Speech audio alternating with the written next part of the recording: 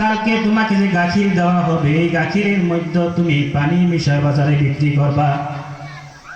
কিন্তু ওই মেয়ে এমন ইমানদার ছিল, তার ওই মায়ের কথা সে মেনে নাই।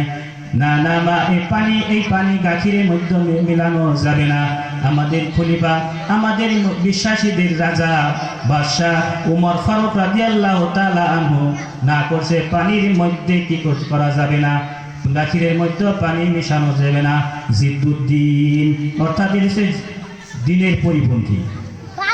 কেমন মেয়ে তার, কেমন তার ঈমান এনেছিল আল্লাহর প্রতি, রাসূলের প্রতি, তার বাদশার প্রতি, যে পানি গাখিরের মধ্যে দেওয়া যাবে না, এটা হলো ইসলামের বিরোধী। সেই জন্য সে গাখিরের মধ্যে পানি দেয় নাই।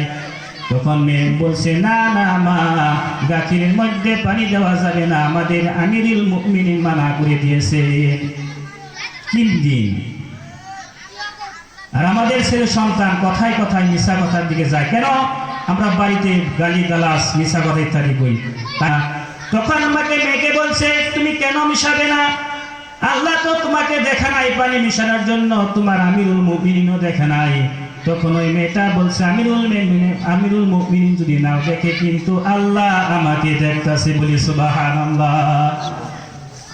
দেখছেন কি বিশ্বাস? আমার ওই মেয়ে যখন তার মেয়েকে এই কথা বললো, না না মা, ওই গাখিরের মধ্যে পানি মিলানো যাবে না, কারণ আমিরুল মুমিনিন দেখে না, কিন্তু আল্লাহ সুবহানাহু ওয়া তাআলা দেখতেছে। কত দৃঢ় বিশ্বাস! ওই রকম ছেলে মেয়ে, ওই রকম মেয়ে যদি কোনো বাড়ির বউ হয়ে যায়, তাহলে ওই বাড়ির পরিবেশটা কি রকম হবে আপনারা লক্ষ্য করেন। সেই জন্য যখন ওই রকম মেয়ে যখন কোনো বাড়ির ছেলের বউ হয়ে যায়, তাহলে ওই বাড়ির পরিবেশটাই ঘুরে যাবে।